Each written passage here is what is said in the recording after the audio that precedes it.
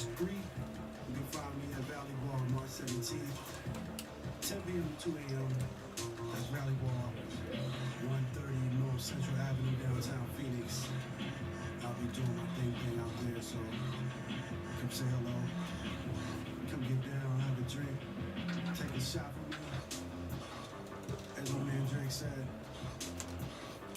all right, man, I'm just rambling. Time to get out of here. Tune in 2 weeks to the next edition of Basement Tapes.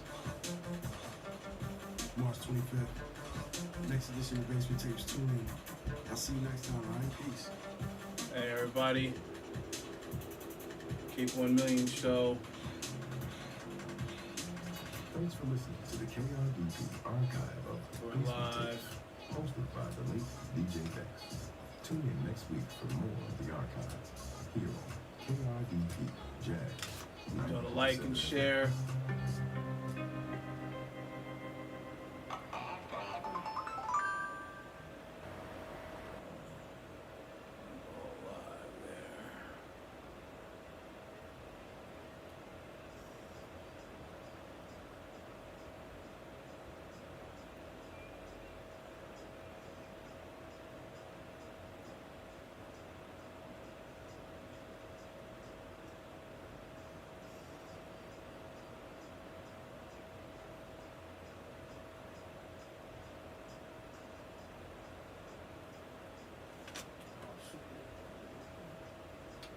I'm on mic 1. Okay. YouTube Live is up. We gotta be Hey, careful. what's going on? How y'all doing?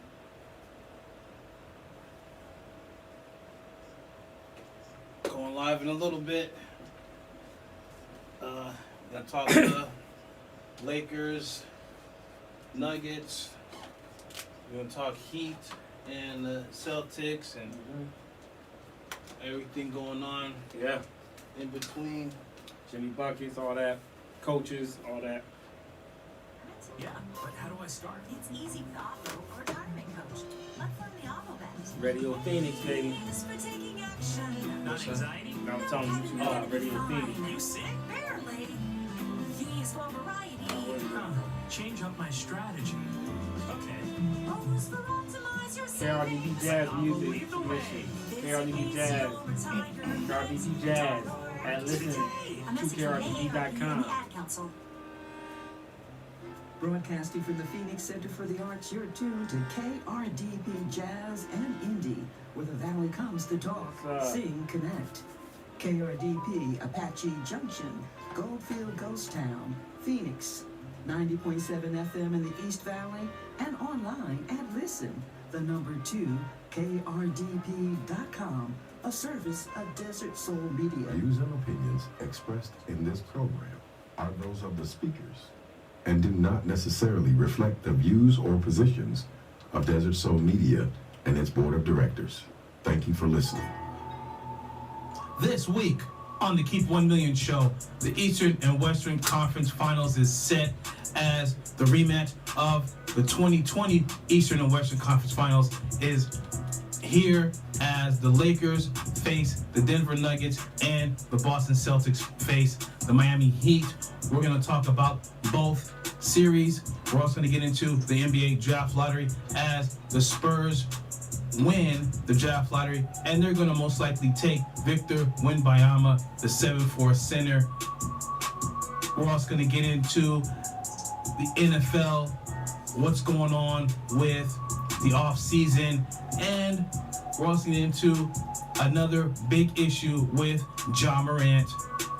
If you guys haven't known, you will know tonight, and we're going to talk about everything else in between in the past week of the sports world and beyond. So keep it locked right here on the Keep 1 Million show.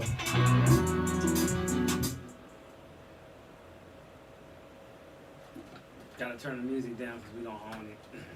Yeah, we don't own the rights. Well, they shut you down quick.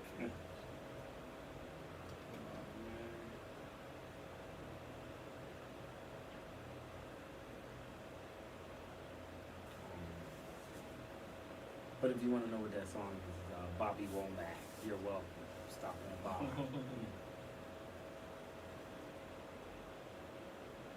He once had a song called I Wish He Didn't Trust Me So Much.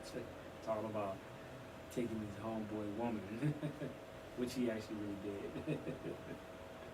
But what he's most known for is If You Think You're Lonely Now, Wait Until the Night, which KC from Jodeci remade with Jason Lyric's soundtrack, which was incidentally, I believe that KC did a better job. But that's just my opinion.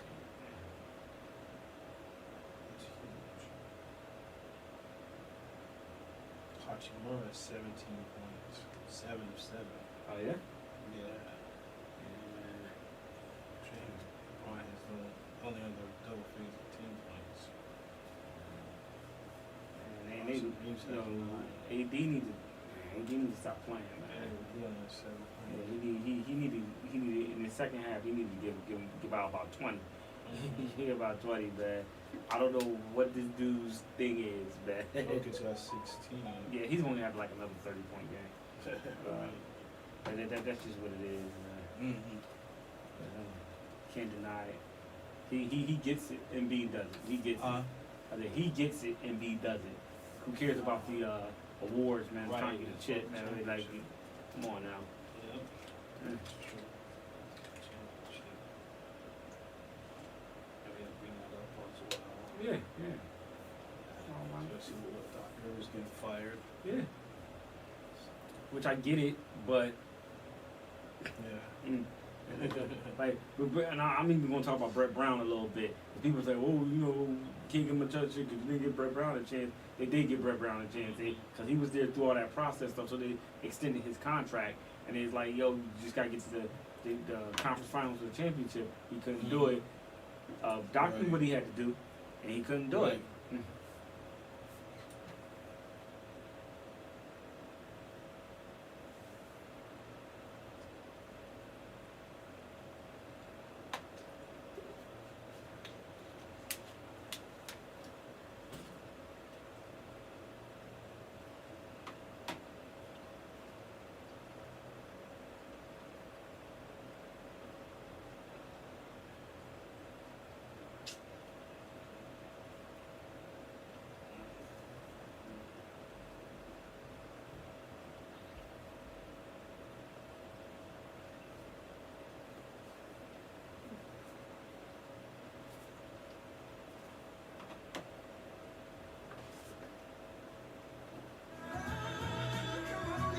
Waiting for a long time. Yes, we've been waiting for a long time. We've been waiting for a long time. But we ain't gonna wait no more. We're getting ready to rock and roll. We're gonna 1, 2, 3, 4, 1, 2, 3. What is the And we're live at Keep 1 Million show. I'm Dwayne. Sean P. And it is the 18th of May, 2023. And we're right in the middle of the Eastern and Western Conference Finals. How you doing this tonight, Sean? I'm good. You know, I was celebrating my birthday a little bit yesterday, and I'm gonna finish it up tomorrow and everything. Mike 1. Okay. Yeah. You said your birthday was yesterday. yesterday? So did a little something yesterday. I'm gonna do something else tomorrow. Oh damn it! There you go. I knew something was going on. Sorry about All that, right. y'all. Just usually. There you go. My bad. Like so, yeah. Like I was just saying, you know, celebrating my birthday yesterday. Oh, well, happy birthday, man. Appreciate Happy it, birthday. and finishing up tomorrow. You know, do a couple things after work. That's Okay. about it, man. Good week. I mean, a good week if you are an NBA fan of Denver, Boston, Right. Miami, and LA. Right. But unfortunately, some teams had to lose, and one of them is your 76ers. This is the third team in Philly to lose the championship in the playoffs in the past year.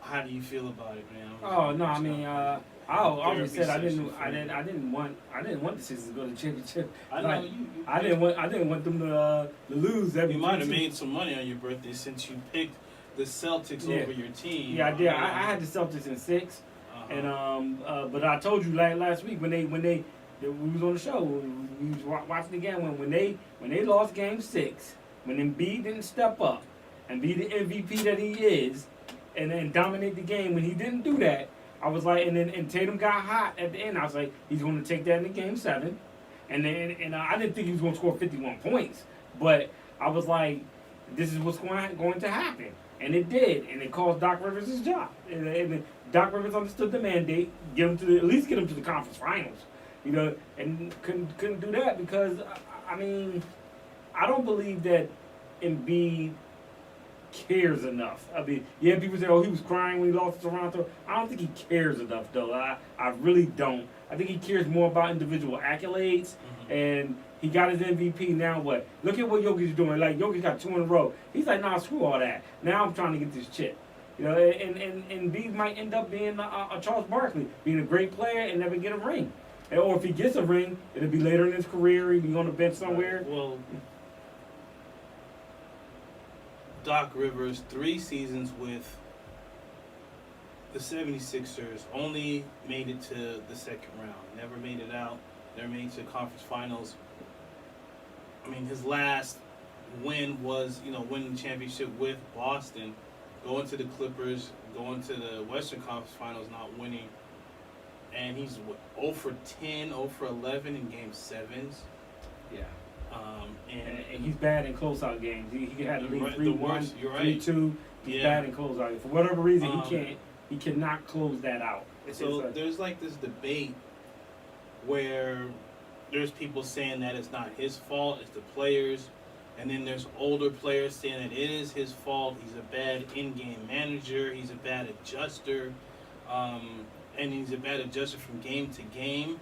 As you see, Game 6, how that went, and then you turn around and it's the total opposite in Game 7.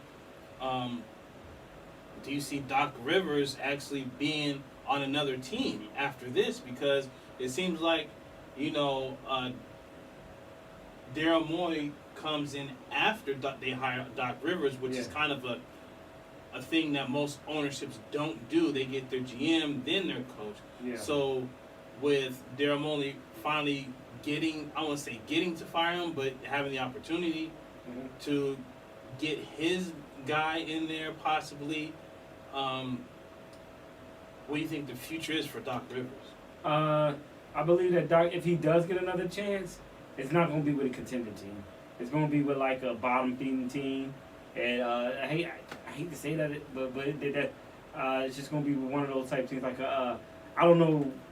I'm just throwing a team out there that's not that good, like a Detroit Pistons type team. Yeah. Something like that.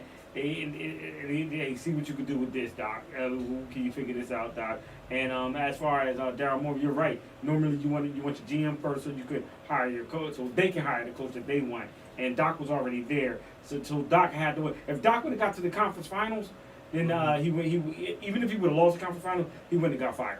But because Morey, unless it was a really bad conference finals and everything, but Morey, it looks like people are talking about D'Antoni. I don't want to see that in Philly. If they hire D'Antoni, I'm taking like the years off rooting for him because I don't like D'Antoni as a coach. He's never won anything. So why does he get these chances? If you're not gonna give Doc the chances, why are you gonna give D'Antoni the chances? I'd rather see personally I'd rather see either Monty Williams or Nick Nurse. One of those two guys.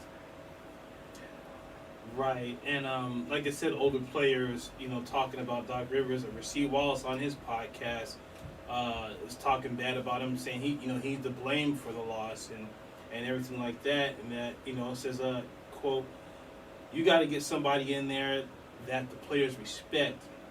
He doesn't make adjustments. That's just from being in the locker room with him for that one season. That seems to be his biggest knock. If his team is up, you don't really have to coach blank.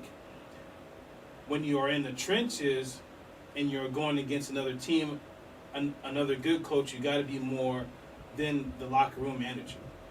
That's coming from Rasheed Wallace off of his podcast, and he said he's been in the room with him, so he knows This, I think maybe he may be in the booth somewhere. I think you take a season off, you go to NBC or CBS or somewhere, and be an analyst. I think, remember, he was an analyst before, years ago. But and then see where things land after next season, because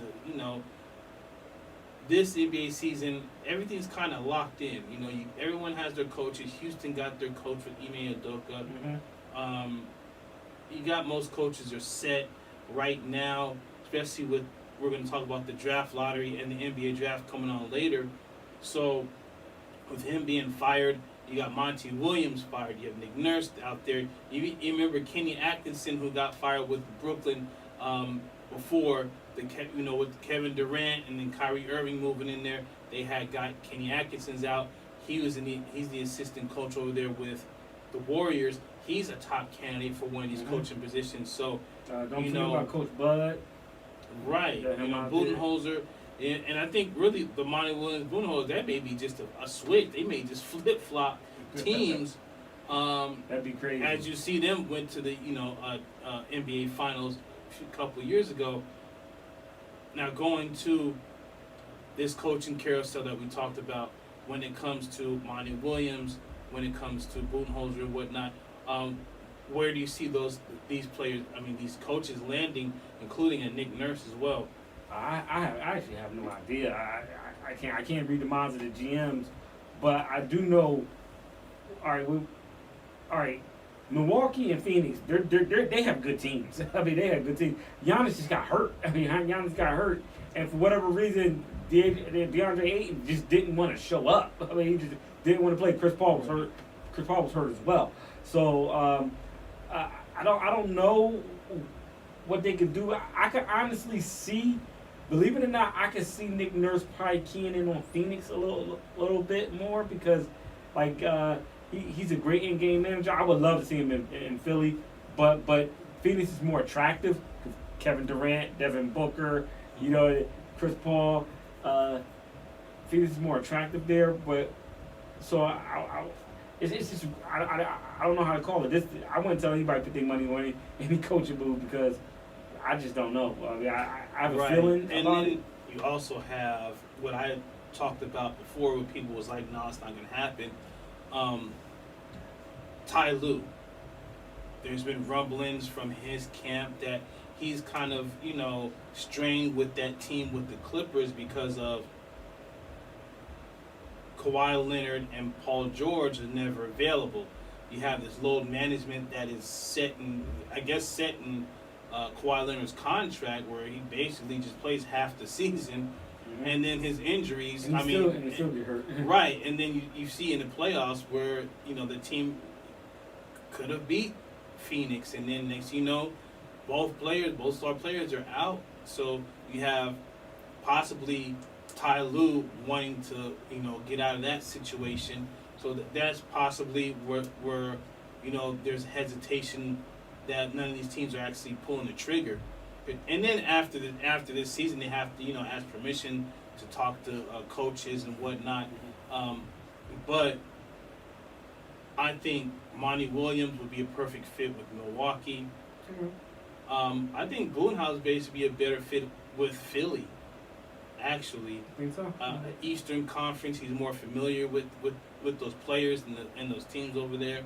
What about that in-game manager now? I mean, a lot of people complained about that is a problem there as well. Possibly a Nick Nurse. He's a better in-game a really great in-game manager with adjustments, especially in the playoffs. So you say Nick Nurse would be best for 76ers? I say that because just because Nick Nurse is a really good in-game manager.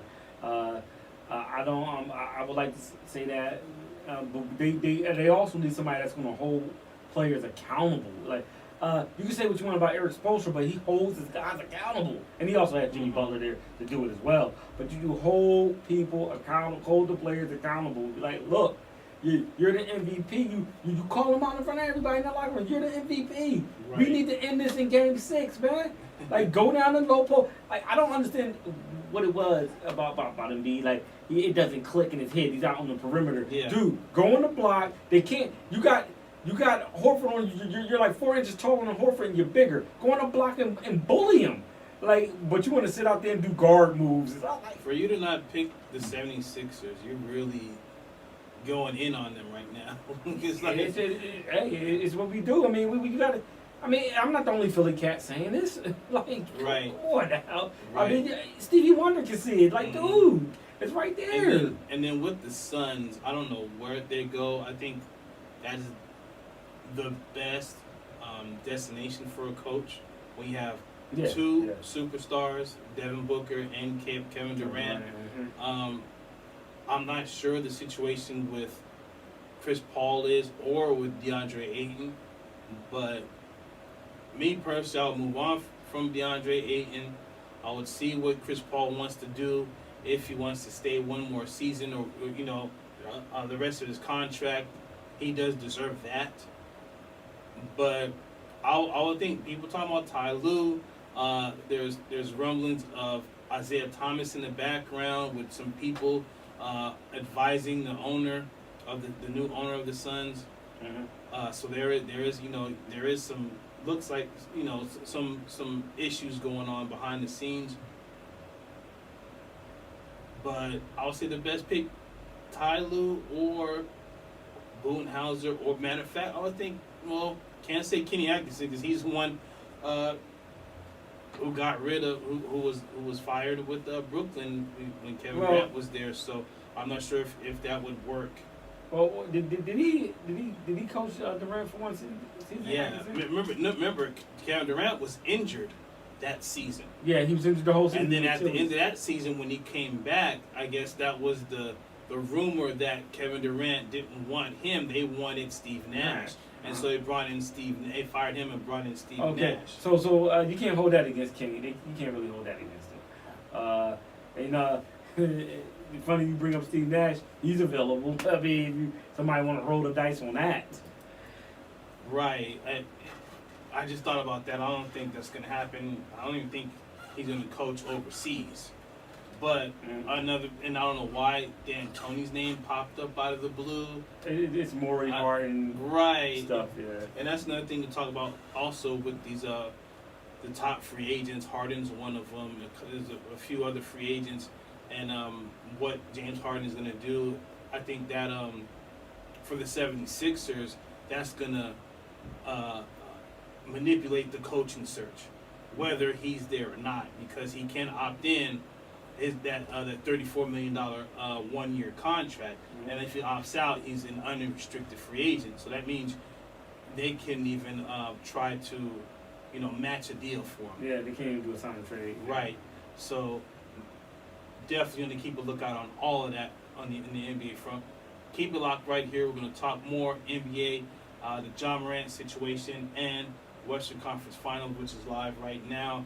Lakers versus Denver. Keep 1 million, sir. If you're a small business owner, good, sound, objective advice can be critical to your success, but where to find it and at what cost? Hi, I'm Alan Tarr, speaking for Greater Phoenix SCORE, the nonprofit arm of the Small Business Administration. SCORE offers free mentoring for local businesses and presents over 100 educational workshops annually. Now, we could say a lot more, but they only gave us 30 seconds, so please visit greaterphoenix.score.org, greaterphoenix.score.org.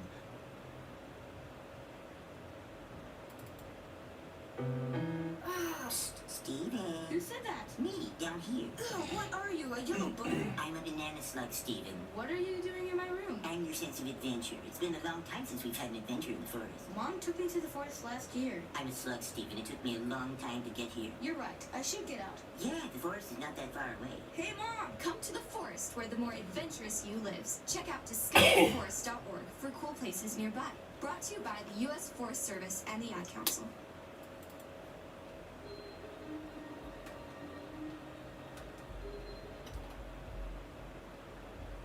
And we're back. Keep 1 million show. I'm Dwayne. Sean Pate. And we're talking NBA playoffs, Western Conference Finals. Right now, it's the Lakers up by 10, 74-64, and Third quarter? yes, it is in the third quarter. 3 minutes left. You have What's AD doing? Anthony Davis with only 11 points, 8 rebounds. LeBron James with 14 points, 7 assists, 6 rebounds. D'Angelo Russell with 10 points, Austin Reeves with 14. All right. Rui Hachimura, the big man, with 19. He has He's most the points. Okay. He's 8 for 8 right now. Okay. Field goals. He's stepping up for AD. Right. You can't count on On that Denver, right? On Denver, you have Jokic with 21, Porter Jr. and Gordon each with 10, Murray with 12, and their bench, Bruce Brown with 9. So their issue right now is their bench has a lack of scoring. We have Hachimura with 19 coming off the bench. So, and with that, as soon as I was talking about their scoring, all of a sudden, Denver makes a run, and now they're down 2 at 74-72. Oh, okay. So, from game 1, Jokic with 35-point triple-double, he has the second most triple-doubles in the playoffs, next to, right behind, Wilt Chamberlain. People always talking about who should have got MVP. You know, Embiid got MVP. People saying Jokic should have. This is the only player I've ever seen in this generation, even LeBron James, to where this player is doing so good. His only comparison is Wilt Chamberlain. Mm-hmm. Kind of like when Russell Westbrook's MVP season. His only comparison those years was Oscar Robertson, right? Yeah. And these are all-time greats. There's no, we can say Jordan is the greatest or whatever, but when you look at what some of these players did in those 60s and 70s and early 80s, it kind of doesn't compare. Wilt Chamberlain's stats stand alone. Mm-hmm. And this man, Nikola Jokic, is basically matching these stats, which is unbelievable. My thing is what I talked about a few weeks ago, is that he has to make it to the NBA Finals. Mm-hmm. He has to at least win one for his legacy, because yes, all these stats are fine and dandy and excellent, but the thing is, if you don't win one, you're like a Charles Barkley. You're a Hall of Famer, but you didn't win the chip. Mm-hmm. And Jokic, I think this year, this is probably going to be the first time we see his legacy on the line. And from here on out, he's going to have to make it to the NBA Finals he is a unbelievable player. But he has to make it to the finals to validate all this. Yeah, you're right. He does. I mean, the same thing with Embiid. I do believe Embiid deserved the MVP this year, but because it's a regular season award. A lot of people like to add the postseason into it, but it's a regular season award. So let's give it to Embiid. I mean, he was MVP. Now we focusing on the players that's playing right now. Jokic, you're right. I mean, I know Dame was talking about this a few months ago about ring chasing and stuff like that, about why, like how and some people actually co-signed him. He was just saying like the importance of a ring. I mean, yeah, it's important to win, but you make it so important that you damage people's legacies and everything. But that's just the way sports is. If you don't win, especially with basketball, and I'll say in football too, but basketball more so, because it's a real big deal. It's like, okay, yeah, so okay, Russell Westbrook, you averaged a triple-double 4 out of 5 years. We get it, but now they call him a stat pattern. oh, you was just padding your stats and everything. But when I look at him, I'm like, he's one of the greatest to ever do it, man. I'm like, man, you know, I can't. I'm not gonna hold that against him, but I will say he did have his chances to get that ring. Right. It's just There tough. was Houston It's just tough. and the Clippers. He's No, with the I'm talking about Clippers. OKC. Oh yes, they was in the finals. They went to the Oh, finals that well, year. they were real young Yeah, going against against them. Miami. But I'm against talking LeBron about later James. on, like Right. they had Golden State 3-1. Now I don't think they would have beat. I think they was going to play Cleveland that year. I don't think they would have beat Cleveland that year. Maybe they would have because they had a squad. So it's just and it looks like Russell Westbrook is not going to get that ring unless he just goes to a contender team and comes off the bench and plays that role. Which you try to do with the Lakers. You try to do it with the Lakers and the Clippers. Tried to do it with the Lakers and trying with the Clippers. Oh, he's still. And both doesn't work. Here's what's crazy though. If the Lakers do win this year, Westbrook gets a ring. Yeah, he does. him and Pat Bev talked about that. Right. And the Lakers have a history of that. Jeannie Right. Buss is she's a player's owner. She's a sweetheart. So she does do that. Yeah. And she would. It's not like they left the team on bad terms. Neither one of those players. They would get a ring, but let's be honest. That ring wouldn't be respected. Right, exactly. You can rock the bling on it was. The thing is, I say it because it was confirmed by the Lakers. That's their policy. Oh, that's their policy. Okay. So it is their, the team. I guess those players are going to get the ring. So okay. And you're absolutely right though. It won't be respected. No. It will. I mean, I don't even think. Let's say they're at some big event, with Hall of Famers and whatnot. I'm not sure it'll be right for them to even flash their ring if the Lakers win it this year. Just think about it. Let's say it's a reunion of the 75th anniversary team, and they go and they have some big dinner and a big event, and everyone has their rings, and Jordan has his rings, and LeBron has his, and then you have Russell Westbrook with his ring, one ring. And it's like they're gonna look at him and they're gonna clown him. Yeah. Magic, Jordan, they're gonna get on him like, man, that ain't no real ring, man. Throw that somewhere. Yeah. Pretty much. I don't. You have a ring, but you didn't earn it at all. I mean, there's some players that say that they don't wear their rings. Some of them have pawned their rings that they didn't earn. Yeah. I understand that. Matt Barnes, I don't think he pawned it, but the ring he got with Golden State, he has it. He has it, but he doesn't he said he doesn't wear it because he only really played maybe 3-4 minutes a game. He said it wasn't. He said he appreciates the ring because he was on the team the whole season, but he said it's just one of them things. I give you a real good example. When the Philadelphia 76ers traded for Dikembe Mutombo and Theo Ratliff down to Atlanta.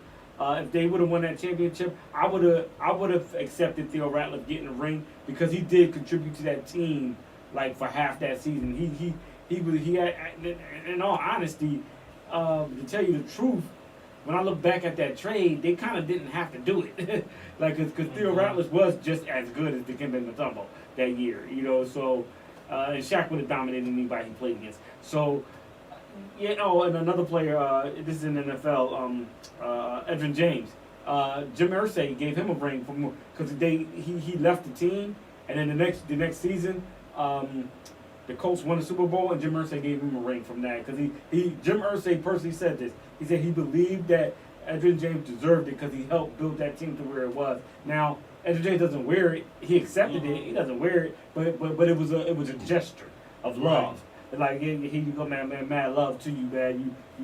Now if they would have won it 5 years later, then I get he ain't gonna get it, but right. So I get the gesture. Right. I get it. Moving on to the Eastern Conference Finals. Game 1 was just the other night, and Miami stole Game 1 in Boston. Jimmy Buckets, he went crazy in the fourth quarter. He had 27 points in the fourth quarter alone. And once again, Jason Tatum disappeared. I mean, what do you think is going on with? I don't know if it's the coaching style. I don't know what is going on with these players, with the Celtics, but it seems like time and time again we see very weird situations. And this was, he had 2 travels back to back, like weird travels, like up and the old school up and down, like a double dribble. It looks like he's lost. And it's strange because, like, you're one of the best players in the league, top 5, first team All-NBA. You was 4th in the MVP voting, so you're a legitimate top 5 player in the NBA. And in the fourth quarter, he's playing like a rookie. He'll be fine. I mean, he'll be fine. I'm not worried about Jason Tatum. Like, he'll probably light it up in game 2 or something like that. He'll be fine. And Miami, they've taken game 1 in every series that they've been in. So I actually, I'm not gonna lie to you. I got Miami. I got Miami in 7. Boston's not gonna get swept or anything. I got Miami in 7. So okay, you got Miami beating Boston. Yeah, I got Miami in 7. I got them in 7. They'll be the second 8th seed to get to the championship because your Knicks got there with the Sprewell team. Yeah. They got there and I got Los Angeles, but I got Los Angeles in 7. So you have a rematch of 2020. Rematch of 2020. Yeah. I got I could be wrong, but I got the Lakers taking everything. LeBron's gonna get his 5th ring. He's gonna He's gonna get his 5th ring. Because I don't believe that Miami could beat the Lakers. I just don't believe Miami could beat the Lakers. I don't believe the Celtics could beat the Lakers either. But well, these stats from game 1: Butler with 35, Adebayo with 20, Vince and Strus with 15 apiece. Actually, and Martin and Lowry also had 15 off the bench for Miami. For Boston, Tatum had 30. Hold on. 7 and 1 assist. Tatum had 30? He did, but he was a minus 10 in plus minus. I was at 30. Williams with 14. Yeah, he had 30 points. Brown with 22 points. And then on the bench, Brogdon with 19 and White with 11. They won 123 to 116. Boston had control of the game, most of the game, but in the fourth quarter, Jimmy went crazy. Adebayo was there. Kyle Lowry was hitting key threes, and they couldn't stop him. And then on the other side, offensively, like I said, Boston just looked lost. You can't have Marcus Smart be your scorer. He's your facilitator. He's your defensive guy. He can't be. It's got to be Jason Tatum. He's your man. He's the guy who's supposed to want the ball, who's supposed to take over the game. And even in the middle of the game, we're like, well, Jason Tatum, he has to call for the ball. He has to take over the game. And it's like, it's something about when we see players that have that killer instinct, like Jimmy Butler, like a LeBron, and that's debatable throughout his career. But with like even a Damian Lillard or years ago, Kobe Bryant, Michael Jordan, et cetera, I don't see that in Jason Tatum. I don't see that look. Like there's a certain look when you see him, and they look angry or just it's like I don't want to call it a switch or what I mean. But they have a look where it's like, okay, you better give him the ball, or he's calling for the ball, or he's on the bench yelling at somebody. You know what I mean? That intensity. For some reason, I do not see that with Jason Tatum, and I think that's a detriment to the Celtics because he is your leader. You can't have Jaylen Brown taking the last shot. You can't have Marcus Smart taking the last shot or anybody else. It has to be Jason Tatum. You have to see him at the end of games, close out games. And with that being said, I think Celtics are going to take this in 7. Okay. This is a rematch from last year's. Remember, the Celtics did beat them by 3 points. Remember, in Miami, Jimmy Butler missed that three-pointer, and then he predicted them coming back, getting back right to this point against the Celtics. I just see the Celtics having a little bit more firepower, but for them to win, Jason Tatum has to be that superstar that he's supposed to be. He has to be that guy. If not, Hemi buckets. They call him Hemi now. He's him. They call him that, and he's doing it. On the Western Conference, like I said, if Jokic, he's gonna be him. He's gonna do Jokic things, right? Fortunately, he does have backup. He does have a supporting cast this season. You say you have the Lakers, right? I want to say Lakers. I'm not sure. Denver's up one. I think 79-76 in the third quarter. The Lakers are up 3. I may have to go Lakers. I'm not sure. I'm not just because I was wrong on the Lakers in the last series. I really thought Golden State was going to take them. I really thought so.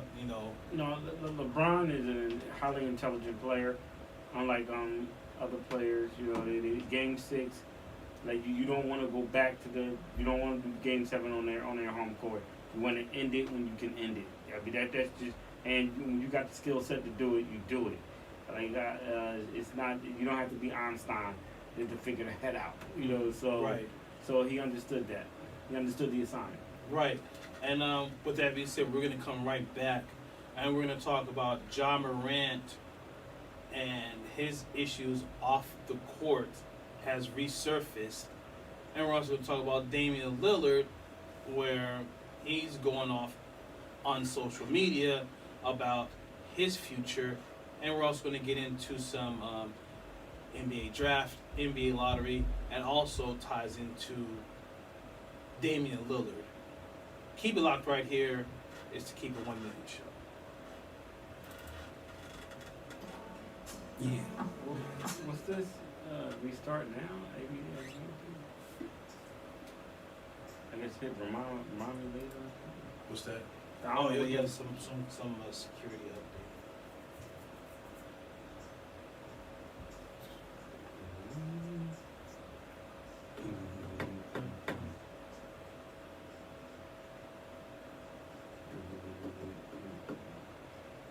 Actually, that album was dope. What?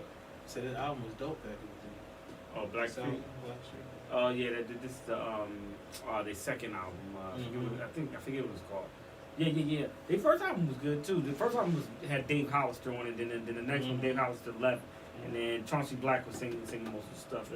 Both albums was dope, but yeah, this one was good. I went it was my first wife. We wasn't married. Yeah, we went to the concert. It was. Look, he's about to get another triple double. Oh yeah. Already. He's gonna average triple double. Who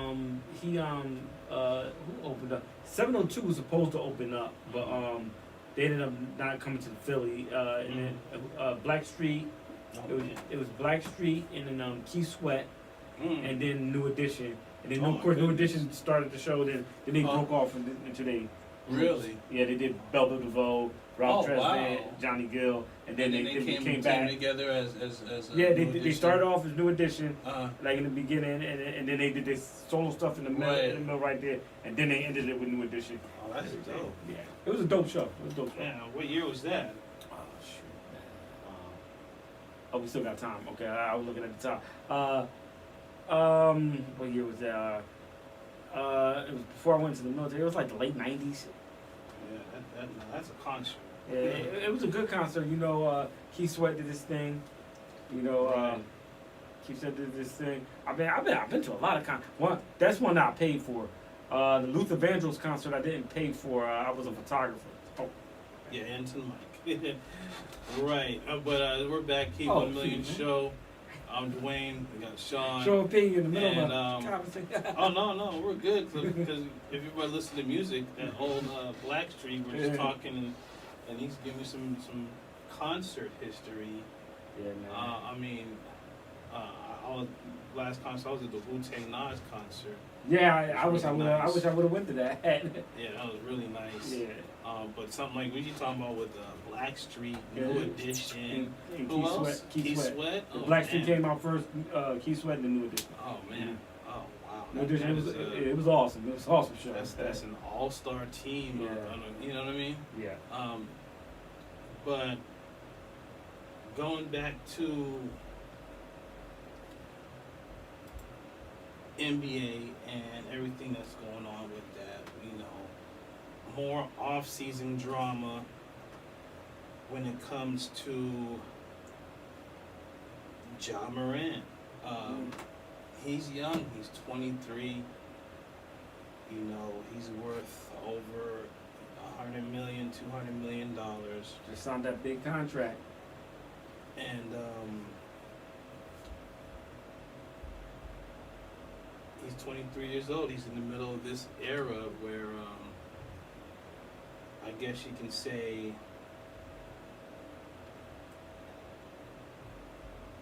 social media is king, right? And when you have these players, you know, all up on social media, and I remember years ago where when, you know, I'm talking about 01, 02, where you have the basketball players dressing and acting like the rappers, and the rappers wanting to be basketball players, and then David Stern shutting down changing the dress code because you had, you know, Allen Iverson with the big chain and everyone's rocking the tall tees, and you know what the rappers what we was all wearing back then. Yeah. And they was trying to blame hip hop for it and everything like that. Like I said, that was over 20 years ago. And you know, it kind of was like a targeted thing. You know, like wow, you got these, you know, black athletes. Now they have to have a dress code. That's kind of strange, right? Yeah. I thought it was racist, but okay. So fast forward 20 years later, and you see the social media thing and the drill rap. If anybody knows what drill rap is, if you don't, you can Google it, listen to it. It's more brash. It's more harsh. It's more in your face. It's a lot more aggressive. If you hear about the stories and what's going on in the streets, it's very aggressive.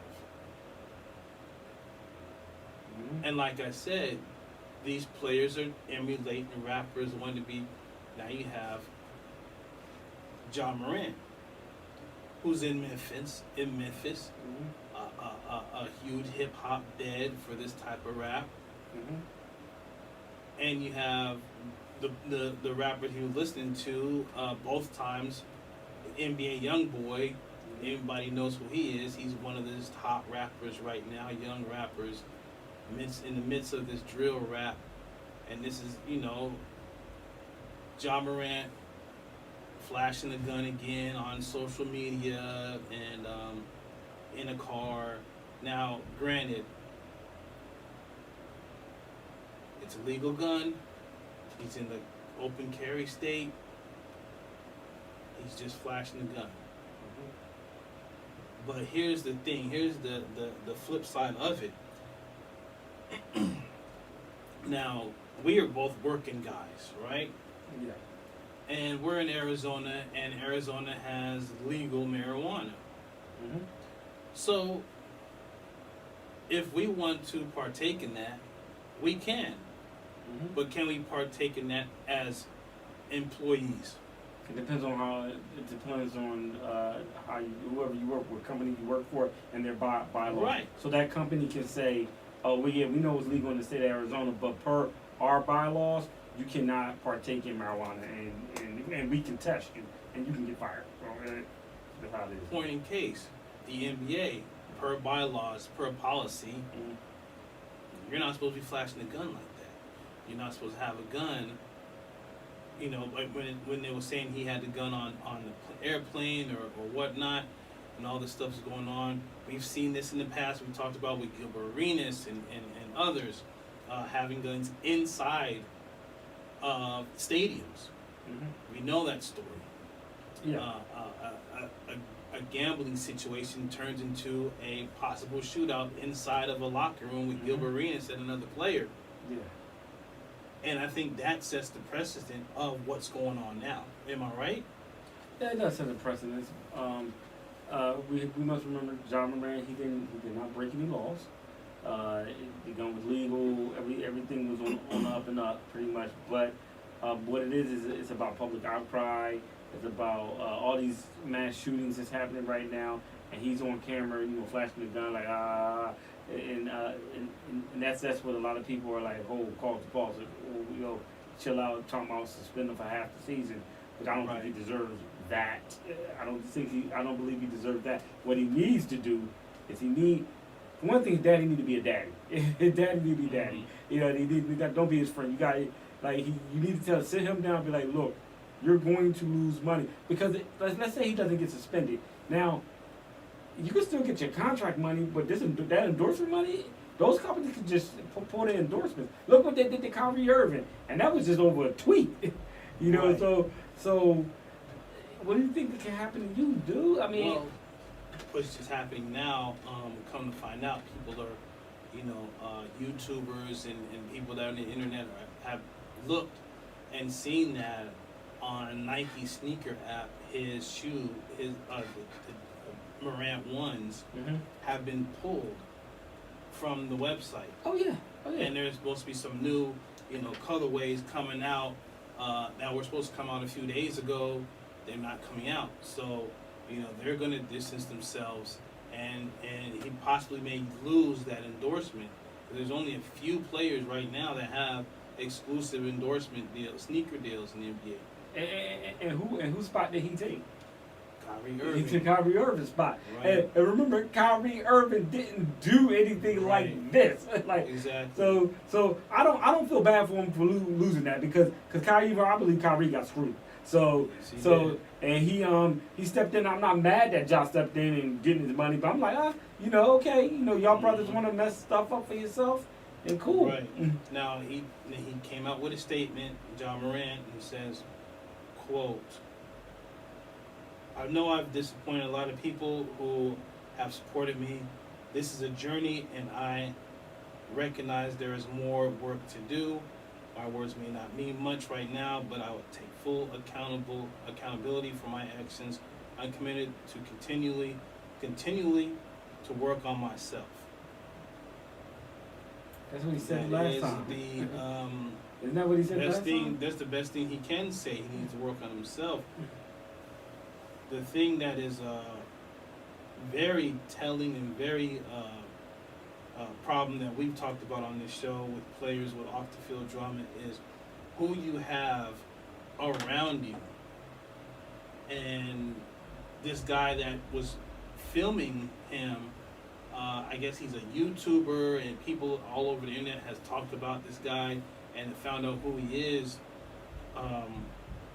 Basically, this guy's all over, I'm not sure if it's John Moran's best friend or his, or someone who works for him as far as, social media. Everyone has a social media person and whatnot. But there seems to be a disconnect there where the people around him aren't telling him what he needs to hear. They're just his yes men, right? Hey, go ahead, go flash, or go ahead, do this, let's turn up, whoop-de-whoop. And it's like, wait a minute. First of all, you just got suspended already 8 games for this. Now you're, instead of on vacation or whatever, you're in the, you're in the neighborhood, you're driving around, you're flashing your gun. The thing is, there's gang members out here talking about, hey, he needs to slow down. He needs to stop this because something can happen. And guess what? Those gang members in those areas are not liking what they're seeing. Oh yeah, because it's I don't want to say disrespectful, but it's shining a light, unnecessary light on that culture, to where yeah, people say, hey, that's the thug culture. We don't need to talk about that. But there's rules and regulations to that culture as well. There's rules and regulations. There's bylaws to gang culture as well.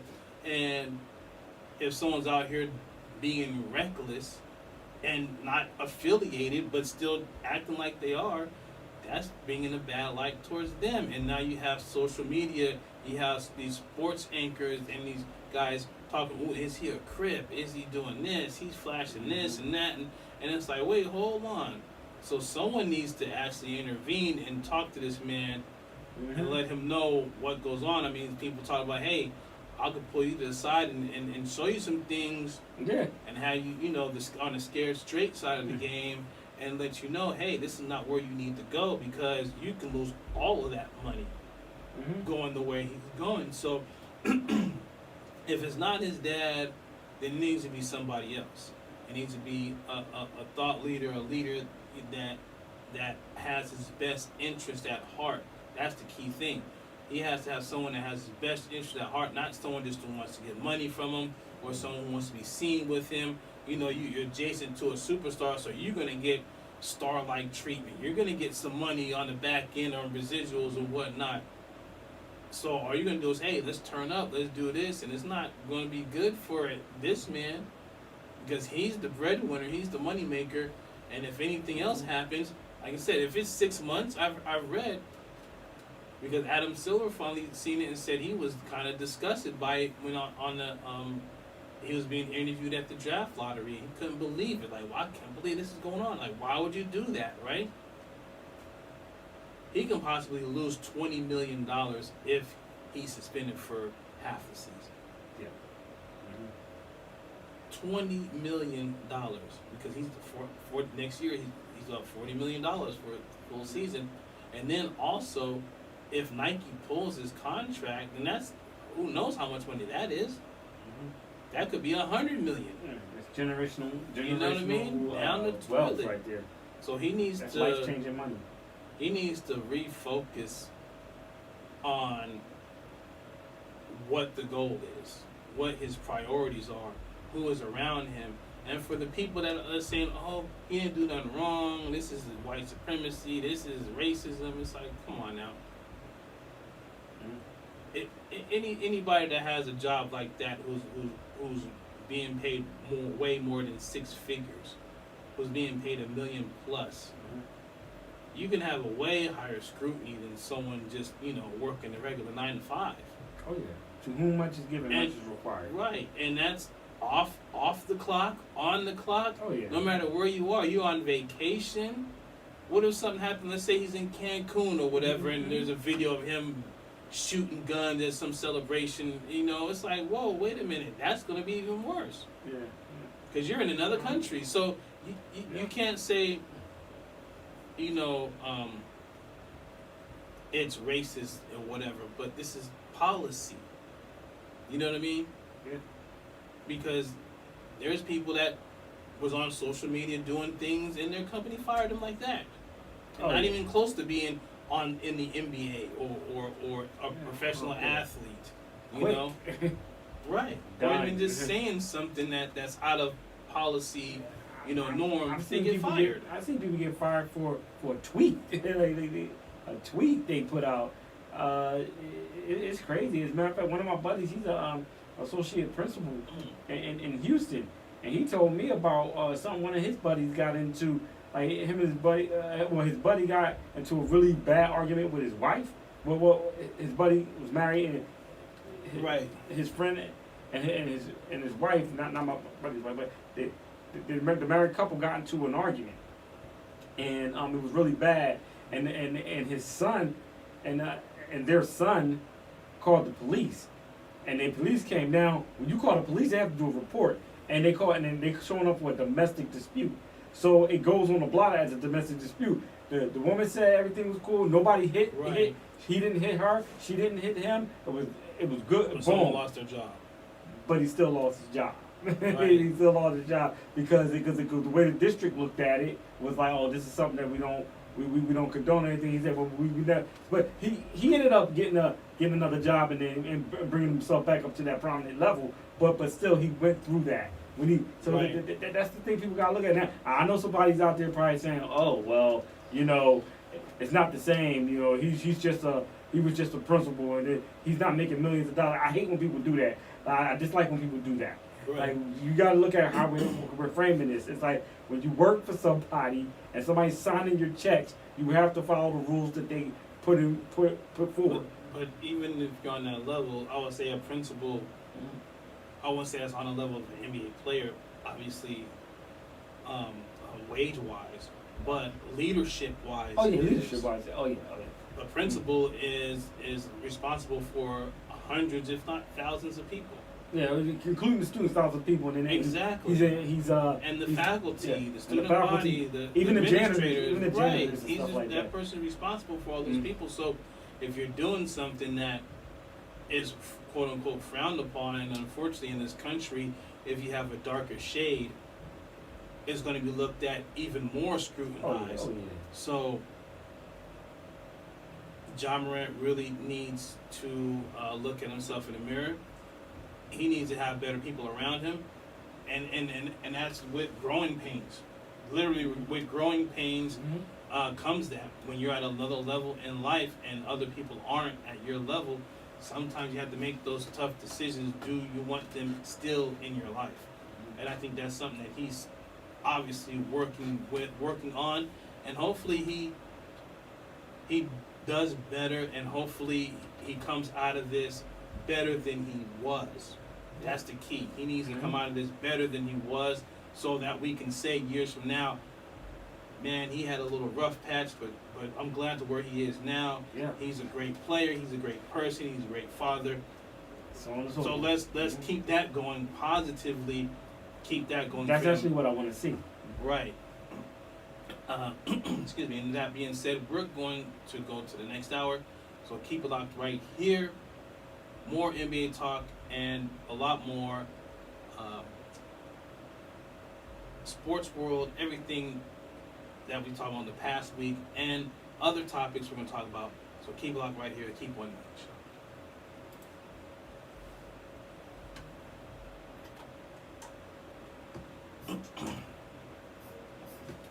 Good song. Anytime, right? I say good song. Oh.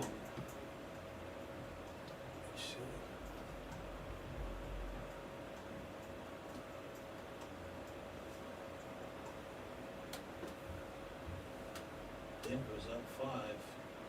Oh, okay. 3 minutes left in the fourth quarter.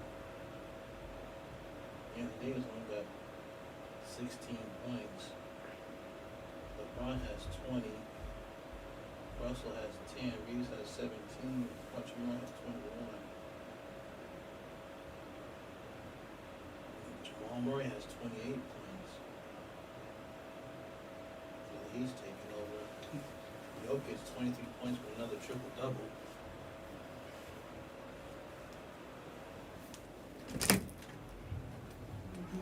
.com, a service of Desert Soul Media. Views and opinions expressed in this program are those of the speakers and do not necessarily reflect the views or positions of Desert Soul Media and its board of directors. Thank you for listening. This week on the Keep 1 Million show, the Eastern and Western Conference Finals is set as the rematch of the 2020 Eastern and Western Conference Finals is here as the Lakers face the Denver Nuggets and the Boston Celtics face the Miami Heat. We're going to talk about both series. We're also going to get into the NBA draft lottery as the Spurs win the draft lottery, and they're going to most likely take Victor Wembanyama, the 7'4" center.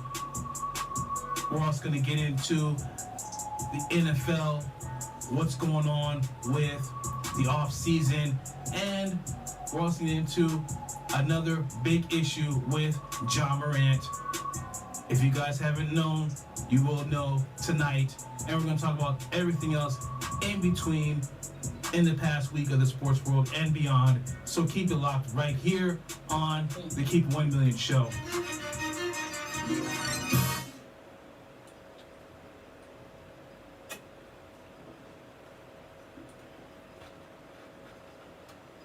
Thanks everybody watching. It's 99-94 Denver over the Lakers. We got about 3 minutes left in the game, so let's see if the Lakers can come back and tie it up. If not, it'll be 2-0 Denver going to LA for game 3.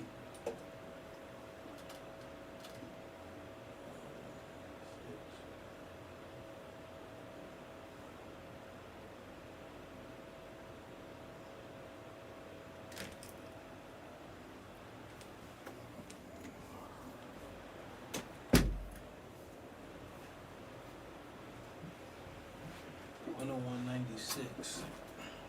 Oh, Denver? Yeah.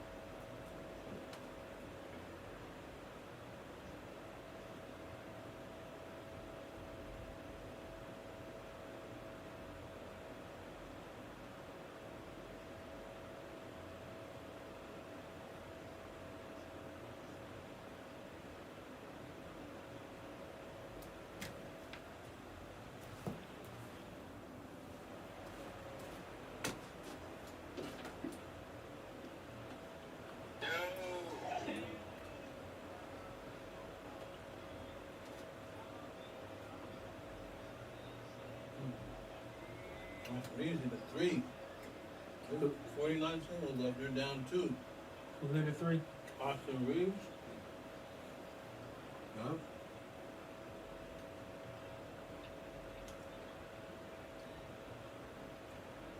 Put it on there.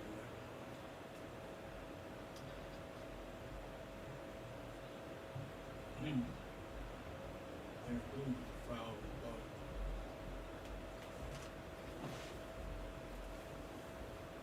Come down the wire again.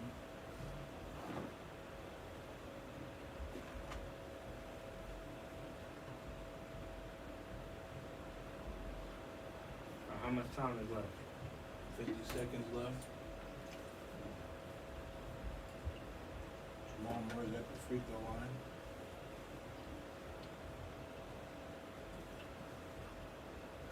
How many is this?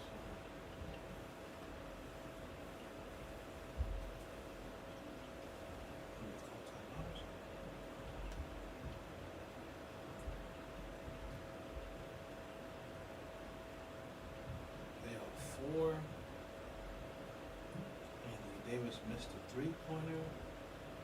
I don't know why he's shooting it. They panic.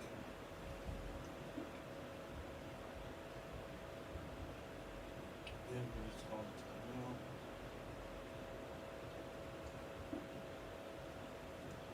If Denver loses, can LA come back? Can they win 2 in a row in LA? They're gonna have to. Right. Yeah, I don't think they can.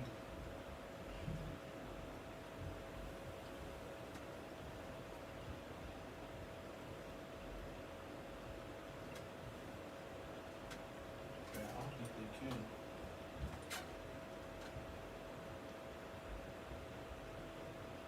He got 18 points, 13 rebounds, but he needed more than that. He needed more than that. He needs to average 28, 30 points this series.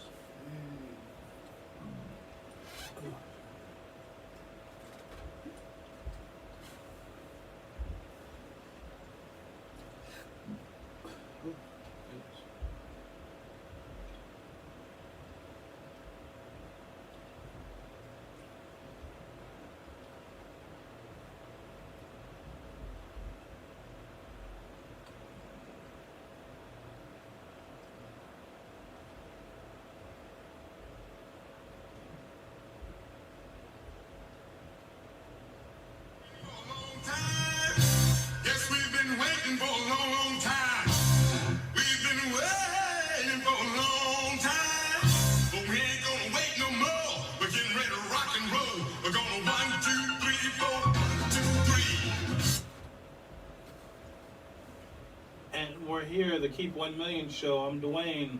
Sean P. And it's May 18, 2023. Yes, sir.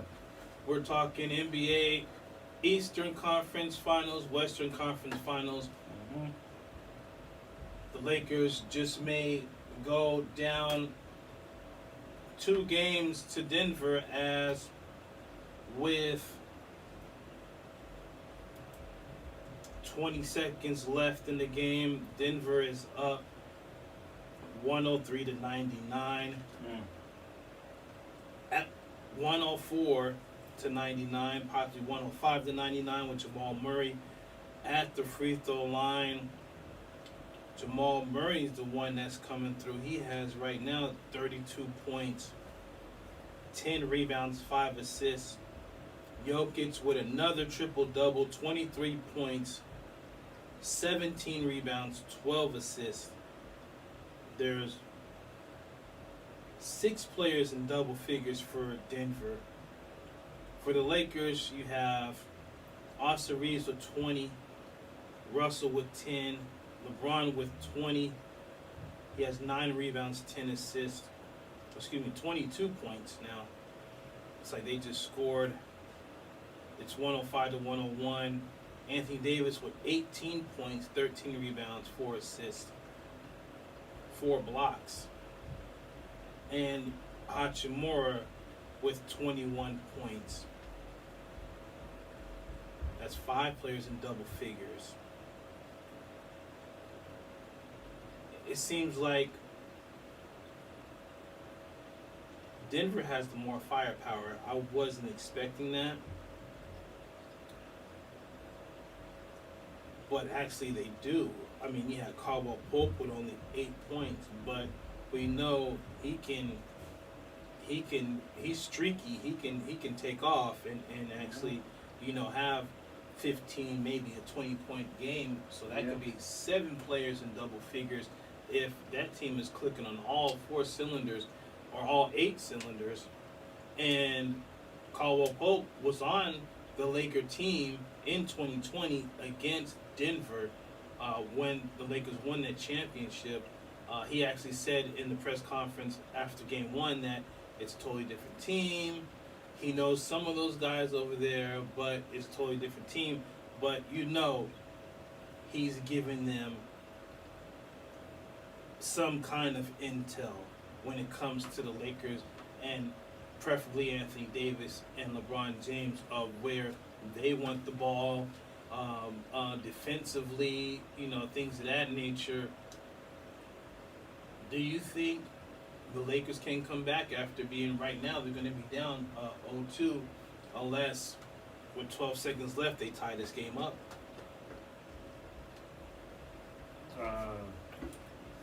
They're going to have to. It's going to be tough because all these games, both of these games were really close.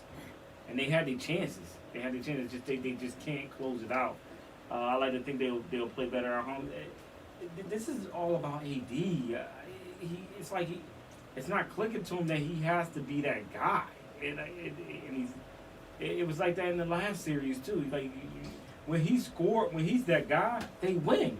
It's literally every other game. If you look at his stat line, game for game, it's one game he'll have 30 and 18.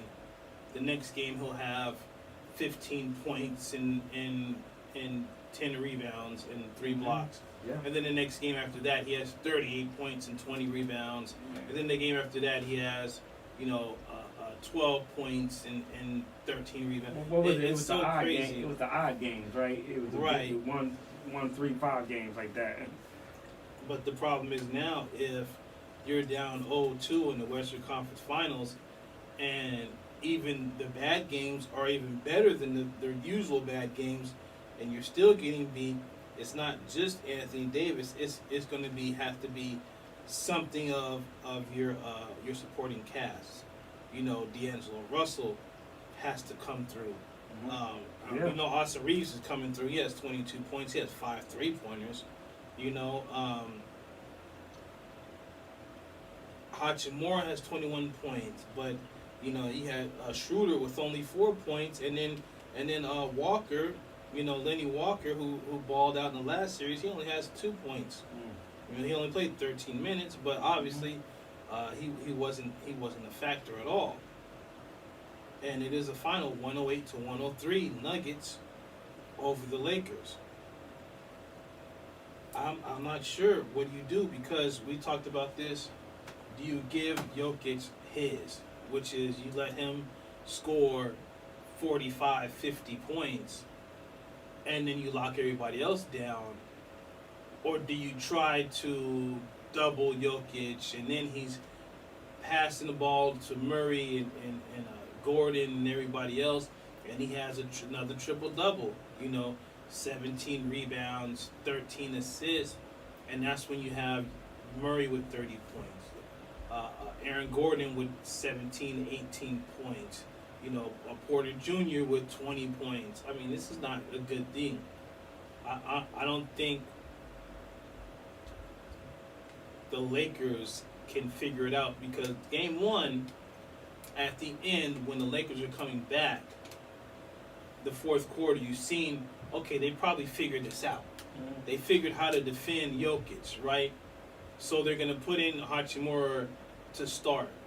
Mm-hmm. And it looked like they was up, they was winning, it was working, and then right at the second half, towards the end of the third quarter, Jamal Murray got hot. Mm-hmm. And in the fourth quarter, Jamal Murray is still scorching hot, and they couldn't stop that. And if you're going to try to shut down Jokic, he's going to just feed the beast. Mm-hmm. And the beast, right, in that game was Jamal Murray. Yeah. Now he had 32 points. Looks like, I think he had 33 points actually. Mm-hmm. So it's like pick your poison. And it seems to me this season, I don't think you can stop Denver right now. Yeah, I could.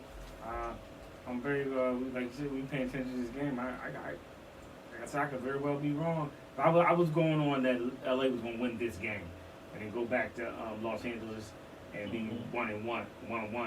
I'm not going to change my pickup, because that's not right. You stand by your pick, but looking pretty bad for him. Right. Matter of fact, Jamal Murray, 37 points, 10 rebounds, 5 assists, 6 3-pointers. Yeah, Jamal Murray's that guy. And is Michael Porter Jr. hurt?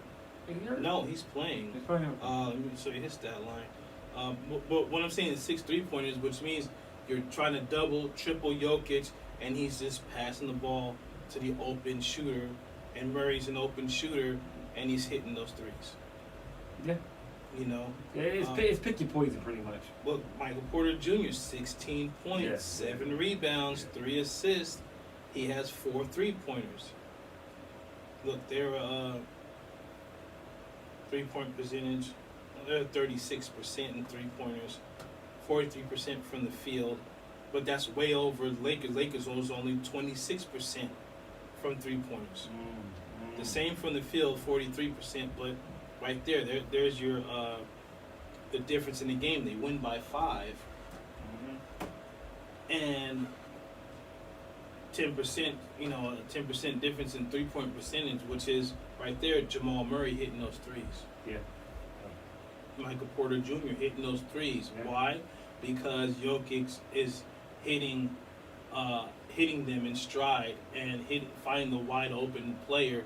That's why he has 12 assists and another triple-double. This may be a record. I think this may be the most triple-doubles in playoff history. Mm-hmm. Can you stop this guy? Can anyone stop him right now? Players like that. We've been players like that since forever. You can't keep you stop. Like what did Marv Albert used to say? You can't stop him. You can only hope to contain him. I'm not sure if you can contain him. Yeah. I'm not sure if you can contain Jokic. Yeah. Like I said, either you let him go for 45, 50, what you've seen he's done before. I think he went there for 50-something points and lost against the Suns. Or you can try to stop him and get him. He gets 20 to 30 points, but then he has another triple-double. Yeah. And they'll beat you by 5, 10 points. So it's like, wow, what do you do? I think this is a way more dangerous team than we thought. This is by far the most disrespected team. This is by far the most underappreciated team. I think this is probably a more underappreciated team than those Spurs teams. You think Was so? everybody called the Spurs teams boring until it went to the finals, and it's like, oh my God, this is the most exciting finals. I mean, those two finals, Spurs against the Miami Heat, those are probably some of the greatest games in NBA history. But we still call the Spurs boring. Yeah, I was rooting for the Heat the whole time. Yeah. But I always respected the San Antonio Spurs. Matter of fact, I got into when I went to a Barnes and Noble, and I saw this book that said they say NBA sports dynasties, and they had the Lakers up there, they had the Celtics, they had all these dynasties up there. They didn't have the Spurs. Right. I was like, why is that? And they were a dynasty. They were. Now, some people say is that they hold it against them that they never won like consecutive championships, but I don't count that against them. They were consistent. Back then with those teams, they were very consistent with those Duncan teams. Right. And even towards the end of Duncan's career, they were smart. They plugged Kawhi in there. And now I know Kawhi didn't work out for him in the long run, but they win chips with him. Well, speaking of the Spurs, and it's great we brought them up. Well, we're going to talk about them in the next segment because they got the #1 pick in the NBA draft. And Wembanyama, if you guys don't know who this man is, this young 19-year-old, 7'4" from France. With handles. He's not just the next Tim Duncan. They're talking about he may be the next Wilt Chamberlain, if you know what I mean. So keep it locked right here. Just keep 1 million show. Jill, why didn't you tell the class what you did this weekend? Well, my dad and I went in search of some magical minnows and found a zillion of them in the stream from our lookout rock. Then my sister and I escaped from an evil slug king and went back to my super twig fort for safety. Then we told stories till it got dark, and the Big Dipper led us all the way home. Where were you, Jill? We went to the forest. It's not that far away. Ask your parents to take you and your friends to the forest this week. It's closer than you think. Check out discovertheforest.org. Brought to you by the U.S. Forest Service and the Ad Council. Look out, world, we're getting strong. The future's here and we belong. She can STEM, she can do more. Like build a rocket and watch it soar. Clean the oceans and make the world a better place. Oh, she can STEM, so can you. Find a cure, invent something new. There's no challenge in the world that she can't face. She can STEM. Learn more at She Can STEM. A message brought to you by the Ad Council.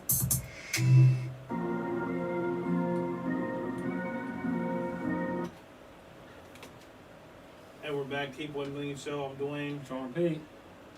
And we were getting into the NBA draft lottery.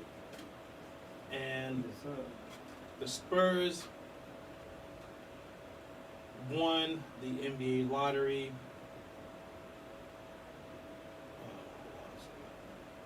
Let me just pull it up real quick.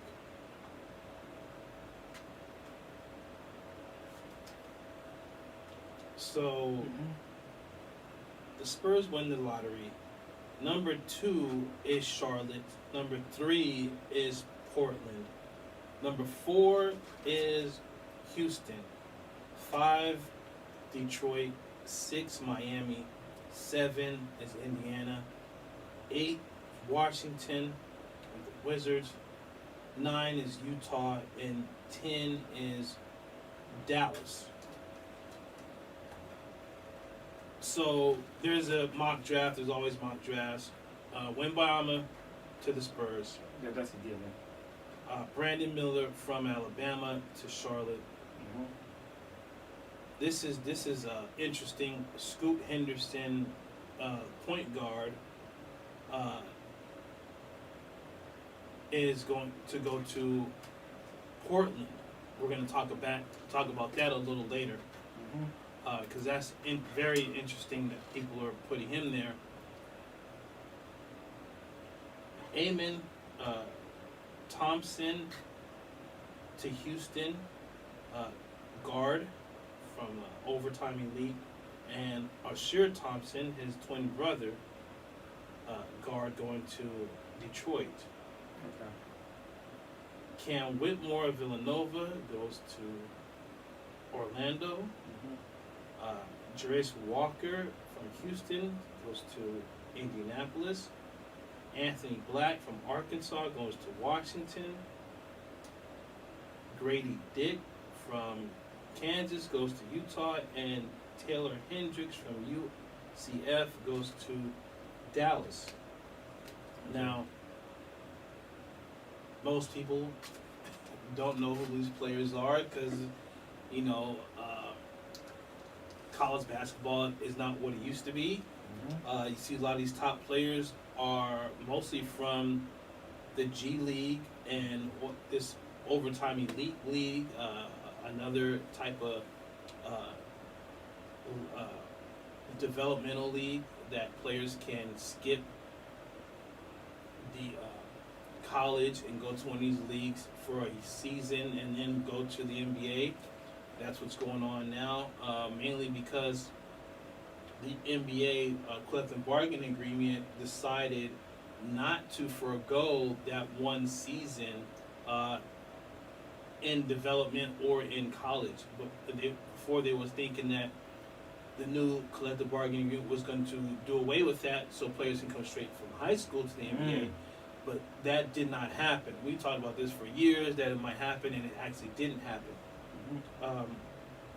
But with that being said, Victor Wembanyama, who, if you've seen his highlights, if you've seen him play, he's an unbelievable player. Amazing player. He did a move that no one's never seen before. He literally shoots a three-pointer, misses the three. From the three-pointer, catches his own miss one-handed and dunks it. Yeah, I saw that. I was like, I had to see it 3 times to make sure if it was real because no one's ever seen that before, right? You miss a dunk from a three-pointer and you know, like 2 steps, jump, and you bang it, basically from the free throw line. He's an unbelievable player. Brandon Miller, they're comparing him to Kevin Durant, one of those type of players, a forward, a big, you know, he's like 6'10". Alabama was like the top team in NCAA, you know, in the regular season. Now Scoot Henderson, this is interesting, where he's possibly the best prospect. If Wembanyama is not in this draft, he's the best prospect. This guard, he really could have came straight out of high school to the NBA. That's why he was with the G League elite team, that's the league. That's the team that players from high school can go to that team and develop with special coaches in the G League.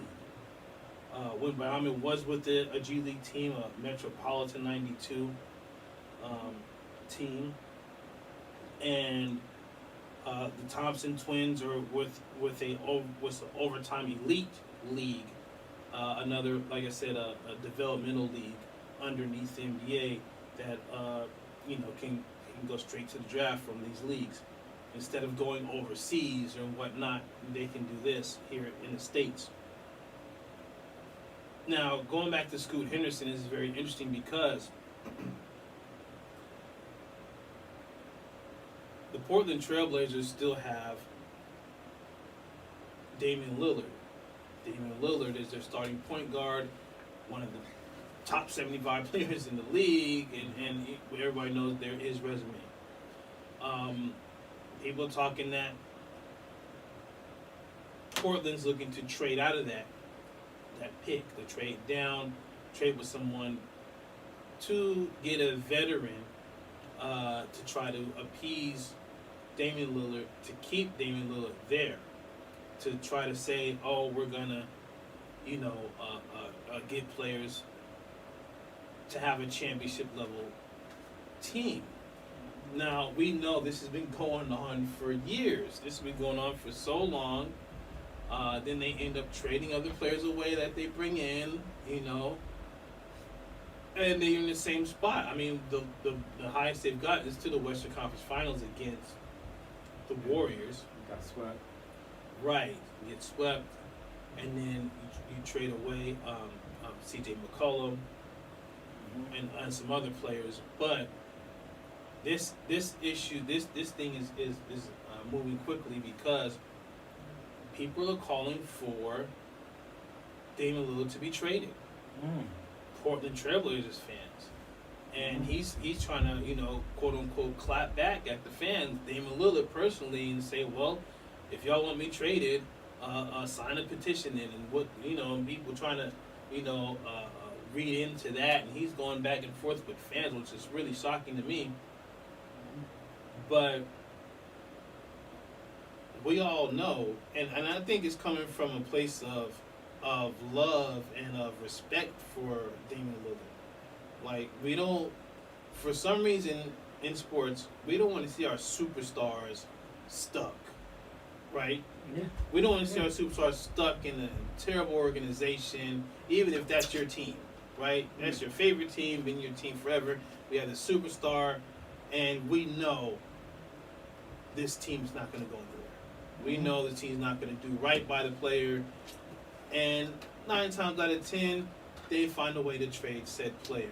But this is different because Damian Lillard is so loyal, and is very commendable, but he's so loyal that it's kind of a double-edged sword. You're damned if you do, you're damned if you don't, because now if you stay, you're that loyal, now you're looking at, well, you could have went here, you could have went there, you didn't, you could have had a ring, you maybe could have had more than one, and be regarded as one of the greatest point guards in the game. What do you think about the situation where now the fans, the actual Portland fans, want him to be traded? Well, I mean, the fans can talk. I mean, I know Philly fans are talking, and so Portland fans can talk. They have a right to. I mean, as long as they're not physically harming anybody, they have a right to say, okay, yeah, just trade them. And I'm one of the people that was like, Dame should have thought about this a few years ago. Like, now, Dame shouldn't be engaging people on Twitter. I mean, come on, you're bigger than that. I mean, let that go. But staying on that subject of him going to another team, I was like, I know there's been rumors out there about the Knicks, which I don't understand why they already got Brunson. I guess they that's not gonna happen. Yeah, they already got Brunson. Brooklyn is another team because he was there in the playoff game. I can see they that. say he lives in Brooklyn. He works with his rap career. Obviously, has a rap career. He does his rapping, New York, his production, everything in New York. So that could somehow happen. Yeah, you know what? I can see that. I can see that. The Philly situation is interesting because you have James Harden, who possibly could be a free agent. Oh yeah, he has to opt out. Right. And if he opts out, Philly loses it because it loses him for nothing. They don't have to do a sign and trade. So, but then they have to. I mean, we don't have anything to offer the Blazers for Dame Lillard. I mean, Dame Lillard's a star. He's a star in the league. Right. We don't have anything to offer for him. Now, if you look at, I would say these top 5 to 10 free agents right here. You have Kyrie Irving in Dallas. You have James Harden in 76ers. You have Fred VanVleet in Toronto. You have Vucevic. You have Kuzma. You have Clarkson in, I think he's in Utah. Porzingis in Washington as well. So I forgot about Porzingis. I didn't know he's still playing. You got D'Angelo Russell. Oh yeah, I forgot. You got a few Laker players in here. Austin Reeves, Schroeder, Russell, Hachimura, Walker. The thing is, what I'm looking at here with these players is there's a team that can package a deal for Damian Lillard. Oh yeah. And it looks to me like one of the teams that can do it is the Lakers. With these players here. Another team I see is possibly Dallas. Okay. With a sign-in trade with Kyrie Irving. Sign-in trade, you sign Kyrie, trade him to Portland for Damian Lillard. That could be would Kyrie go for that? That would be a perfect situation. Kyrie's not still. Does he want to play for Portland? But that would be a perfect situation for Damian Lillard. Damian Lillard is with Jokic. I mean, not Jokic, but Luka Doncic. If Portland doesn't want Kyrie, they could buy him out of his contract, right? Which is highly unlikely because his contract's so high. Mm-hmm. But because if I was Kyrie, I wouldn't. If I know that's going to happen. I signed this deal with Dallas. But you're going to trade. You don't want to go to Portland, Yeah, and here's the thing. That's the whole issue with this situation when it comes to Damian Lillard. He's in Portland. No one wants to go to Portland unless, like I said, you do a sign and trade. Portland, they have an agreement with the team to split the contract with the player, then buy that player out, like you've seen with Westbrook with Utah. We know that was never going to happen, so they bought him out of his contract when they traded him over there. Mm-hmm. So I think that happens when you buy him out of the contract with Portland, so Portland can just start fresh. You don't have a veteran. You have all these young players. If you keep Scoot as your draft pick, keep him. You have the Simmons kid, and you start from scratch. You have a nucleus. You get draft picks from teams for Damian Lillard, and you can make some moves, kind of like what Oklahoma City's doing. Mm-hmm. I think that would be a great barometer of what Portland should do. Stack draft picks, go through the draft, maybe grab one veteran and go like that, because if you see Oklahoma City, you have, what's his name? Alexander. Shai Gilgeous-Alexander. Right. He's an All NBA player. He's a top 5 player. Mm-hmm. And then you have the Australian kid over there. You also have the kid from Gonzaga who's going to come back from injury. Oh, yeah, he hurt his leg. Right? So they have a nice nucleus they can work with. I think Portland needs to go that route, and go that route is to trade Damian Lillard for draft picks and basically to get his contract off the books so you can start fresh. Okay. I'm just saying, if Portland wants to actually do something correct, Mm-hmm. or if they keep Damian Lillard and keep lying to him and say, hey, we're gonna build you a championship team, and next thing you know, we're here, 2-3 years later on his final year of his contract, and they still haven't even made it to the play-in tournament. Yeah. Then what are you gonna do? Then it's gonna be, what's it called, wasted talent or wasted potential with Damian Lillard, where he could have went to a championship team. This kind of feels like what's his name? With the Cardinals, Larry Fitzgerald. Oh yeah. It does. Larry Fitzgerald had chance after chance to leave the Cardinals to a contending team that needed one or a couple more players to get. Remember with Minnesota and other teams that wanted him, he said no. He was loyal to the Cardinals. Mm-hmm. Now he's going to be a Hall of Famer, but without a championship ring. Yeah, he has a Super Bowl appearance. He has a great stat line in said Super Bowl, but no ring. Yeah. And I mean, there's one stat about Larry Fitzgerald is he has more tackles than he has drop passes. Wow, that's amazing. That's crazy. So it's and then that Super Bowl, if they would have won, he was going to win MVP. So that's of course. And that's sad to say. I mean, and sad to say, I don't think he wanted to play with Kyler Murray. So that's why he gladly bowed out. But Right, but the thing is, I see Damian Lillard in the same situation, but he never gets to the finals. The farthest he got was to the Western Conference Finals, and if he stays, it's going to be very sad. I mean, very, very sad, because you want to see your best players play in these times now. I mean, you have players complaining that, man, the game is kind of sorry because all the best players are hurt. A lot of the best players aren't playing. And you get kind of, I don't want to say mediocre basketball, but you don't get the top level that you want to see. And for someone like Damian Lillard, who's, like I said, a top player, one of the best players in the league, not wanting to play in these top games, for a championship, it's kind of telling, and I think what may happen is he lose fans. And that's gonna be bad.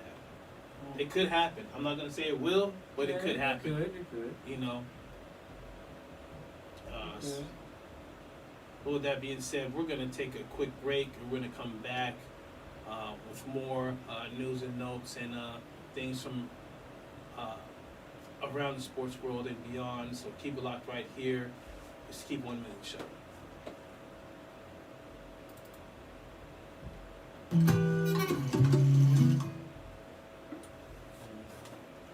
was gonna see something what it was.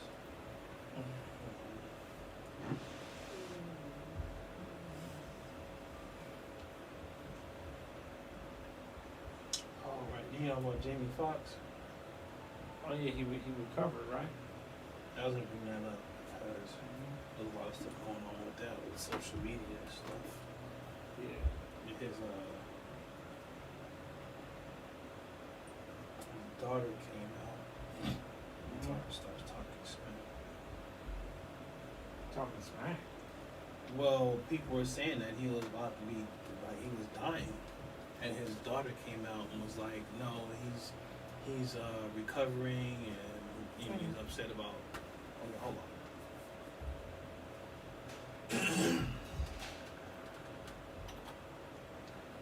All right, let's Keep 1 Million Show. I'm Dwayne. Sean P. And we're back. Just wanted to bring something up. If everybody knows about what's going on with Jamie Foxx. Yeah. He had this undisclosed medical condition.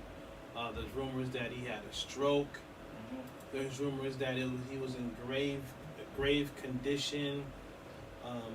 And then the update came that his daughter came out on Instagram and said that he was recovering at home, and wanted to thank all the people for the well wishes, and said he's not in danger. He's with close friends and family. Okay. That's good. TMZ had came out in other outlets, entertainment outlets, was saying that they were not hoping, but bracing themselves for the worst. That's what they're saying. And now it's saying, Jamie Foxx is at a rehab facility recovering, but his daughter said he was playing pickleball. A lot of conflicting reports of what's going on with Jamie Foxx, but hopefully he gets better. Yeah.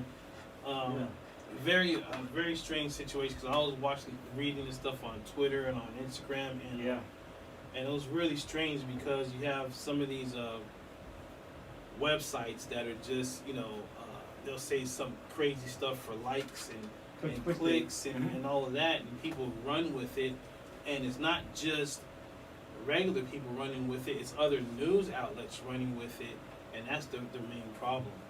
Yeah, you got to go to reputable sources. You got to go to reputable websites like New York Post, Washington Post, stuff like that. You can't go with even if you want to go on the podcast route, you can go to Roland Martin. I know a lot of people don't have issues with him, but he's a good journalist, so whatever he puts out there is going to be reputable. Go to him. You just gotta be really careful where you get your news from. No, you're right. You gotta be really careful where you get your news from, and like I said, hopefully, you know, he gets better. Another story when we talk about the Oakland A's. They're going to have a stadium in Las Vegas. Oh, so he moved in a few years. There's been approved where the Tropicana resort, casino is. Yeah. That's going to be demolished. It's going to be turned into a stadium right there on the strip, on the Las Vegas Strip. On the strip. Woo. Yeah. Yep. So so that's going to be interesting to have. I'm interested to see what parking is going to be like. Cause driving on the strip, you really can't stop anywhere. So I'm real curious to see what parking is going to be like down there for the baseball stadium. Right. Yeah, you might as well not even park at all. Oh man, with Uber and Lyft and stuff like that, yeah, you don't really need to drive it. Yeah, exactly.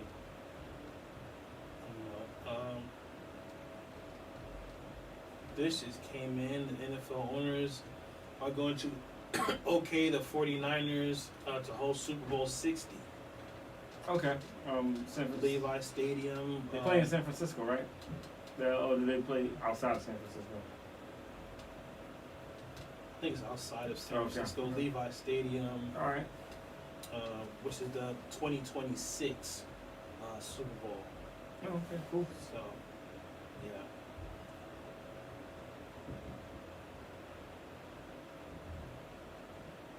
Yeah, Northern Cali. Yeah. Might be not gonna be terribly warm, but it shouldn't be too cold. Right. And also, Trubisky just finalized an extension with the Steelers. Yeah, they're gonna keep him as a backup for ticket. Yeah. Yep, they're gonna keep him as a backup. That was good for both parties. Yeah, I mean, Trubisky knows the offense, and he's not gonna go anywhere else. yeah, the market was dried up for him. Right. Exactly.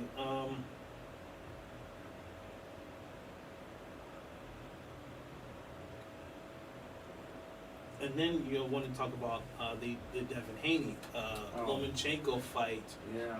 which is this weekend. Yes. Devin Haney, Lomachenko. I got Devin Haney in decision. Got him in decision. Devin Haney. I think Devin Haney would win. Yeah, we got him in decision. I mean, I'm not saying Lomo can't win. Lomo can pull something out. My thing is, so Devin Haney wins. He has he'll be the undisputed champion. I believe we're at 130. Right. And the winner of that could possibly move up, fight Tank. Right. Can fight Tank. That's true. You know, Canelo Alvarez, when he was talking, he's still the best pound for pound. Nah. I think he has to fight Benavidez to still be there. I mean, what do you think about that? Nah, he's not. I believe that title goes to for now goes to Tank Davis. Tank Davis has definitely fought the fights, and he deserves that pound for pound moniker right now. Okay. Right. Yeah, I still want to see what's left in that tank of Alvarez. If maybe he could fight a young fighter. Yeah. We'll see. You know? I mean, I would love for him to take that fight. Love for him to take that fight. Prove the naysayers wrong. Yeah. Wrong.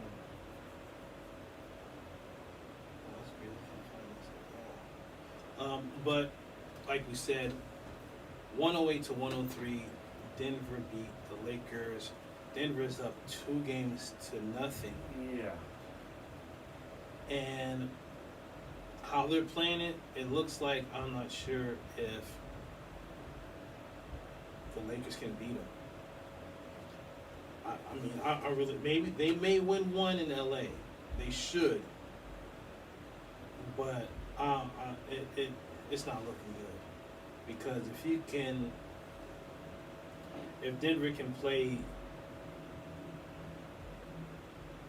both ways to where Jokic is either facilitating and getting triple doubles and winning, or scoring 40, 50 points and still winning, then it doesn't look good for them at all. Doesn't look too good for them.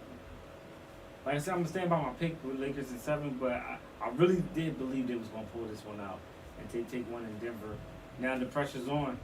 Pressure's especially on AD. Yeah, you got the ball out, man. You got the ball out. Every time he balls out, LA wins. So Yeah. think about it. If he would have balled out tonight, they would have won. So Yeah, that's true. And they should have won. They really, had a chance. They had a chance. Just like game 1, they came back. They was down. I think they was down 3 in game 1, and couldn't. LeBron James actually missed a 3-pointer to tie it up. And this, they just couldn't get over the hump, and Jamal Murray just balled out. yeah, Jamal Murray. Jamal Murray just balled out. So with 37 points. yeah.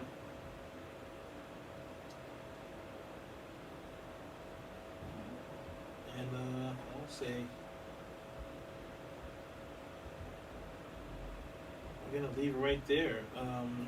Like I said, we talked about the John Morant situation. He may be suspended for 6 months.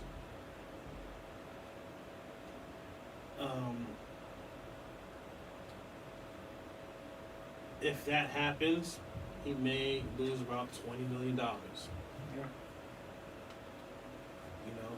Speaking of Nick Nurse, he has a meeting with the 76ers.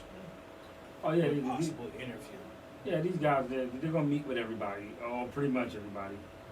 And the thing to pay attention to is the second and third meeting. If he does a second one and Right. third, that's what you look for. The first one is just touch and feel. Second one, that's when you really start paying attention. Right. You think Nick Nurse should have that? If they offered, I mean, he doesn't have to do anything he doesn't want to do, but I would like to see the Sixers offer it to him. And really good in-game manager. I would really like to see what he could do with this squad. Yeah. My thing is looking at the Suns. Mm-hmm. Oh, definitely. Seeing what they're gonna do. Yeah. If That's they a more interview attractive Nick job. Nurse, That's a or more if they attractive job. interview Budenholzer, that would be very interesting.